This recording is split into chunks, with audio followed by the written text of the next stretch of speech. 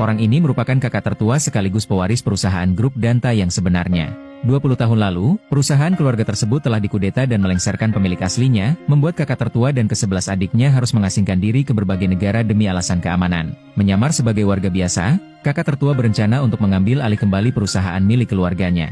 Namun, ia harus menemukan ke-11 adiknya yang terpencar di berbagai negara. Kakak tertua pun rela tidak tidur berminggu-minggu untuk mengumpulkan informasi tentang saudara-saudaranya. Suatu hari ia sedang berjalan untuk mencari warung terdekat, yang secara tidak sengaja membuat kakak tertua bertemu dengan salah satu adiknya yang sudah memiliki seorang bayi. Tanpa pikir panjang, kakak tertua pun segera mengajak adiknya untuk mencari saudara yang lainnya. Setelah 1 tahun, misi pencarian pun menemukan titik terang. Adiknya yang pertama secara diam-diam menjadi agen rahasia negara yang menyamar sebagai pramugari. Di sisi lain, ketiga saudara kandung lainnya dengan sukses mendirikan bengkel ketok magic yang melayani orang-orang terkaya di negaranya. Sementara, kedua adik lainnya adalah dokter di rumah sakit militer yang sedang terlibat dalam peperangan. Dengan kemampuan khususnya, dokter itu dapat memutarbalikkan lehernya 180 derajat untuk mengelabuhi musuh di medan perang. Saat hendak memarkirkan mobil di hotel berbintang miliknya, kakak tertua secara tidak sengaja melihat 2 orang security yang sedang mengatur lalu lintas. Namun siapa sangka, 2 orang ini adalah adik kembar yang selama ini dicari oleh kakak tertua. Tanpa ragu, kakak tertua memasukkan kedua adik kembarnya ke dalam mobil dan memberikan sepotong roti berhiaskan bunga tabur. Setelah memakannya, adik kembar pun seketika teringat pada rasa bunga yang khas. Rasa yang familiar tersebut mengingatkan mereka pada resep roti keluarga Danta yang legendaris. Sang adik kembar pun meminta kakak tertua untuk memutar balik mobilnya dan mencari lokasi pembuatan roti legendaris itu. Setibanya di toko roti, tampak 2 orang sedang membuat roti untuk dijual keesokan harinya.